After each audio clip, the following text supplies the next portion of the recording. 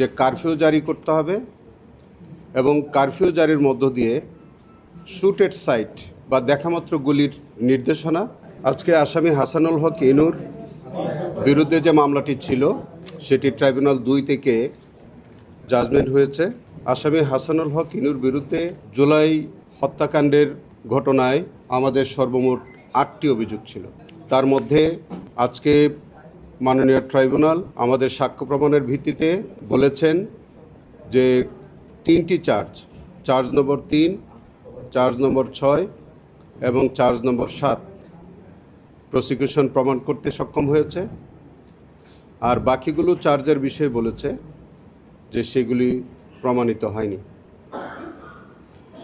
আসামি হাসানুল হক ইনুর যে বিরুদ্ধে আমাদের যে চার্জগুলো ছিল তার মধ্যে অন্যতম চার্জ ছিল যে তিনি 14 দলীয় জোটের অন্যতম শরিক দল জাসদের সভাপতি, সাবেক মন্ত্রী, এবং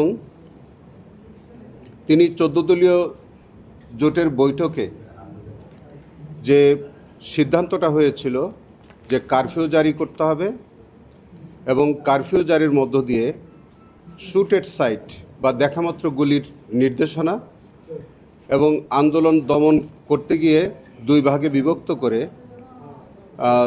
তাদেরকে এক ভাগকে জামাত এবং বিএনপিকে নির্মূল করতে হবে, এরকম যে কতিপয় অপরাধমূলক সিদ্ধান্ত ছিল সেই বৈঠকে হাসানুল হক ইনু অন্যতম শরিক নেতা হিসেবে তিনি অংশগ্রহণ করেছিলেন।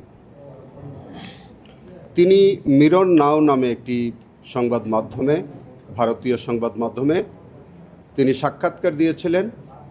সেখানেও এই আন্দোলনকারীদেরকে জঙ্গি ট্যাগ দিয়েছিলেন। তিনি নিউজ 24-এ একটা সাক্ষাৎকার দিয়েছিলেন, সেখানেও তিনি আন্দোলনকারীদেরকে, জামাত বিএনপিকে জঙ্গি ট্যাগ দিয়েছিলেন। তিনি একটি শেখ হাসিনার সাথে 2টি অডিও রেকর্ডে তার সাথে কথাবার্তা বলেছিলেন। সেই অডিও কলে 2টি কলেই হাসানুল হক ইনু প্রধানমন্ত্রীকে টেলিফোন করে প্রধানমন্ত্রীর এই যে অপরাধমূলক কর্মকাণ্ড এইগুলোকে তিনি জাস্টিফাই করেছিলেন। তিনি বলেছিলেন যে প্রধানমন্ত্রী যেসব সিদ্ধান্ত নিচ্ছে সেগুলো কারেক্ট। প্রধানমন্ত্রী বলেছিলেন যে এর আগে তিনি এই জঙ্গিদেরকে ফাঁসি দিয়েছেন। হাসানুল হক ইনু এটাকে সমর্থন করে বলেছিলেন এইবারও তিনি জঙ্গি কার্ড খেলবেন এবং সেই জঙ্গি কার্ড খেলার মধ্য দিয়ে তিনি প্রধানমন্ত্রীকে বিভিন্ন রকমের পরামর্শ দিয়েছিলেন যে আন্দোলনকারীদেরকে 2টি ভাগে ভাগ করতে হবে, জামাত বিএনপিকে চিহ্নিত করে করে নির্মূল করতে হবে। তিনি কুষ্টিয়ার এসপিকে তিনি নির্দেশনা দিয়েছিলেন। তার নির্দেশনার প্রেক্ষিতে কুষ্টিয়াতে 6 জন নিহত হয়েছিলেন। তার এইসব উস্কানিমূলক বক্তব্যে, তার এই ষড়যন্ত্রমূলক কর্মকাণ্ডে সারা বাংলাদেশে প্রায় 1400-এর মতো ছাত্র জনতা শহীদ হন, প্রায় 15,000-এর বেশি মানুষ আহত হয়েছিলেন। এবং এই সব কিছুর দায় তিনি একজন সুপিরিয়র কমান্ড রেসপন্সিবিলিটির আওতায় শেখ হাসিনার বিরুদ্ধে যেভাবে এই দায়টা আসে ঠিক একই রকম দায় হাসানুল হক ইনুর বিরুদ্ধেও বর্তায়। যা আমরা 10 জন সাক্ষী সাক্ষ্য দিয়েছি। 10 জন সাক্ষী প্রত্যেকটি চার্জের বিষয়ে সুস্পষ্টভাবে আদালতে তাদের এই অভিযোগ প্রমাণ করেছে এবং অডিও ভিডিও প্রমাণ করেছে।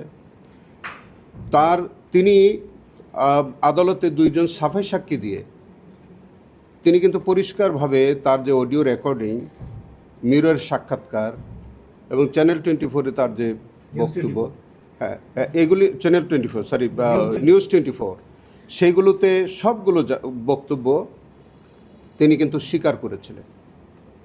তো তার এরকম স্বীকারোক্তির পর অন্যান্য চার্জ প্রমাণিত হবে না, এটা আমাদের কাছে বোধগম্য মনে হয়নি। আমরা খুব পরিষ্কারভাবে বলতে চাই যে প্রসিকিউশন পক্ষ প্রত্যেকটি চার্জ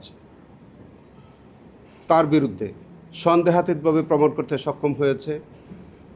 আসামি হাসানুল হক ইনুর বিরুদ্ধে 3টি চার্জে প্রতি চার্জে 10 বছর করে 30 বছরের সাজা দিয়েছে এবং 2 লক্ষ টাকা জরিমানা করেছে। আমরা এই রায়ে মোটেই সন্তুষ্ট নই। আমরা মনে করি তিনি তার যে অপরাধমূলক কর্মকাণ্ডের জন্যে তিনি সর্বোচ্চ শাস্তি পাওয়ার জন্যে তাকে সর্বোচ্চ শাস্তি দেওয়া উচিত ছিল, কিন্তু তা না করে ট্রাইব্যুনাল আজকে যে সাজাটা দিয়েছে এইটা একেবারেই তাদের স্বেচ্ছামূলক। আমার মনে হয় যে তারা যথাযথভাবে সাক্ষীর সাক্ষ্য পর্যালোচনা করতে ব্যর্থ হয়েছেন। আমরা এই রায়ে মোটেই সন্তুষ্ট নই। এই রায়ের বিরুদ্ধে আমরা অবশ্যই আপিল করব। পাশাপাশি আমরা মনে করি যে 3টি চার্জে তারা শাস্তি দিয়েছে, এই 3টি রায়েও এই শাস্তি অপ্রতুল। এই সাজা বৃদ্ধির জন্য আমরা আপিল করব। যেসব চার্জ থেকে অব্যাহতি পেয়েছেন, খালাস দিয়েছেন, সেইগুলি সহ যেগুলোতে শাস্তি দিয়েছেন সেইগুলো সাজা বৃদ্ধির জন্য আমরা রায়ের কপি প্রাপ্তির সাপেক্ষে আমরা যথাসময়ে আপিল দায়ের করব। 3টি আলাদা আলাদা চার্জ, 3টি আলাদা আলাদা অপরাধ। সাধারণত যখন একটি ঘটনায় কোনো সিরিজ অফ অকারেন্সে যখন একাধিক সেকশনে সাজা হয়, তখন আদালতের একটি স্বেচ্ছাধীন একটা ক্ষমতা আছে যে যদি একই সিরিজ অফ অফেন্সের মধ্যে যদি একাধিক কর্মকাণ্ড ঘটে সেখানে কনকারেন্ট বলার একটা আইনগত সুযোগ আছে। বাট হাসানুল হক ইনুর বিরুদ্ধে যে 3টি সাজা দেওয়া হয়েছে 10 বছর করে, 3টি কিন্তু আলাদাভাবে অফেন্স। ওই 3টে অফেন্সকে একত্রে কনকারেন্ট সাজা দেওয়া, এটারও আমরা গুরুতর বিরোধিতা করছি। আমরা মনে করি যে এটা মিসকনসেপ্ট, আমাদের ট্রাইব্যুনাল সঠিকভাবে আইনের মর্মার্থ উপলব্ধি করতে পারেননি। আমার মনে হয় যে সেখানে এই কনকারেন্ট সাজা দেওয়ার বিষয়টিও এই 3টি চার্জ নম্বর 30 বছর বলবো না কি 10 বছর? অবশ্যই 30 বছর, অবশ্যই তিনি 30 বছরের দণ্ডপ্রাপ্ত। তবে সাজাটা উনি কনকারেন্ট যেহেতু দিয়েছে, প্রত্যেকটা সাজা তিনি একত্রে ভোগ করবেন। কিন্তু আমরা মনে করি যে না, এই 30 বছরও এটা কনজিকিউটিভ সেন্টেন্স হওয়া উচিত ছিল অ্যাটলিস্ট। গুড লাক পেনের সফট অয়েল বেসড ইঙ্ক দেয় নিখুঁত লেখার আত্মবিশ্বাস। Good luck pen. Make your luck.